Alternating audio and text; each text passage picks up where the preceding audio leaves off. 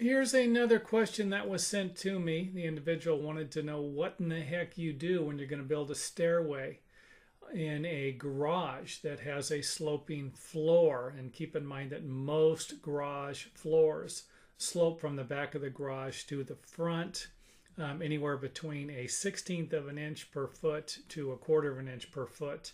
And an 1/8 of an inch might be a little more common.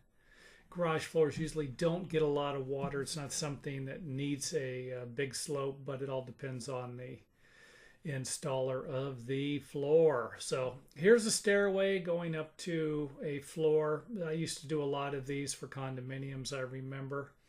Now I think the easiest way would simply be to shape the bottom piece of treated lumber that's going to attach to the concrete. And you can do that by simply leveling across. I'll go over that in another part of the video. You would end up with something like this after it was cut. And then your riser would need to be cut also. You would end up with something like this. You might actually have to notch the riser over the curb that sticks out from the wall. Had to do that plenty of times. And this is kind of what you would end up with. Maybe you would have 1.5 inch 2x4 treated here, and it would slope down to maybe 1 inch or something like that, 3/4 of an inch, 7/8 of an inch. Rip that, and then I would install the treated part from the factory down, and then have the part that you cut sticking up so that you get more of the treated lumber in contact with the concrete. Look at the stairway there. The wall, that if you are going to have a wall that supports the landing, it will need to be a little shorter. If you measure and you have a 1 inch spot after you level it, then you will need to remove a 1/2 inch, whatever you remove from the front.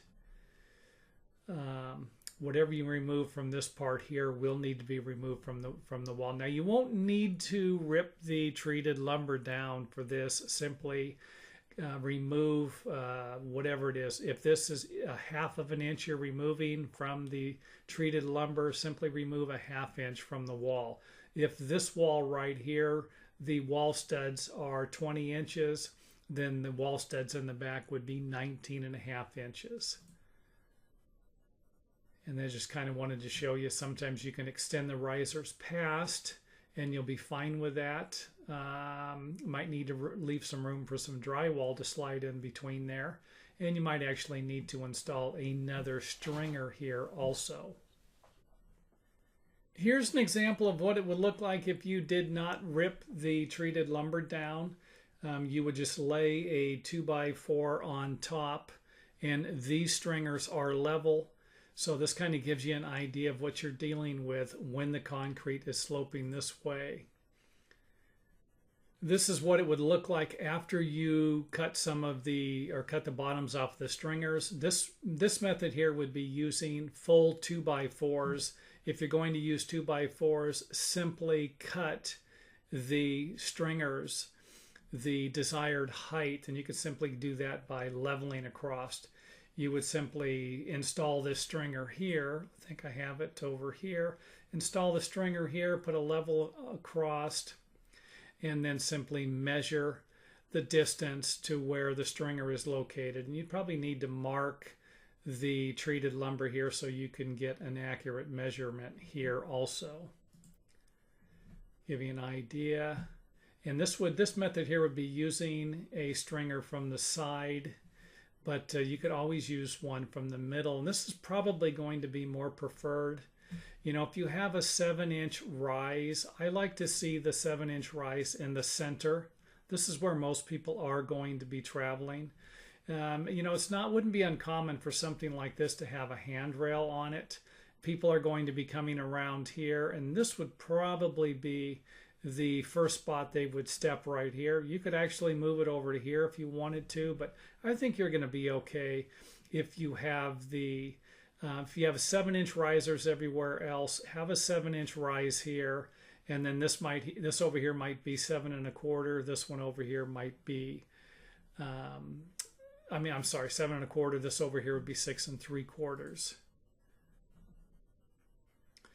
Now you could always, if you're going to mark the treated, simply lay a piece of treated down there, put a level across there. But I think you would be okay if you just level across and measure it. Not too difficult, but I wanted to give you an idea, something of what you're looking at, for those of you who might not be familiar with the process. You know, you could simply put a level across here and reach under here with a pencil and mark it, but I think you're going to be better off just measuring down. And give you another perspective there.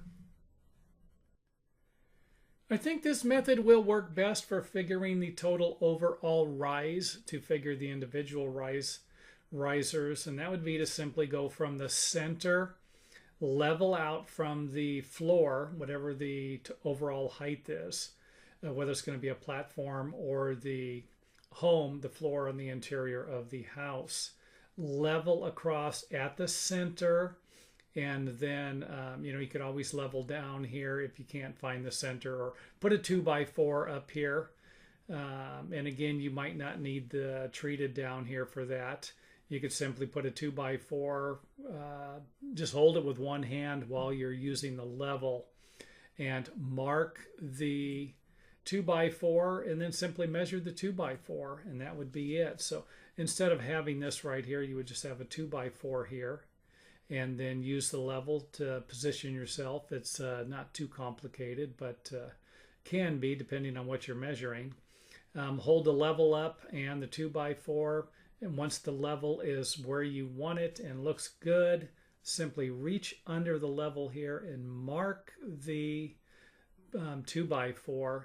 Measure the 2x4, and that will be your total overall rise. Now, if you're going to put it on top of the treated lumber that's not ripped yet, or if it is ripped, make sure that you have the 2x4 sitting on top of the concrete, not on top of the 2x4 treated. That way you get the correct total rise. So anyway, that's it for the video. Not too complicated. Sloping surfaces. I think the building code requires 1 unit per 12 units. So that would be 1 inch per 12 inches maximum. These garages here shouldn't be too big of a deal. You know, they're usually, like I said, 3/8 to a 1/2 inch, maybe, depending upon how wide the stairway. You know, if you're going to put a 6-foot wide stairway in here, you could be looking at you know, starting from the middle here and having a 1/2 inch larger rise here and a 1/2 inch smaller rise here.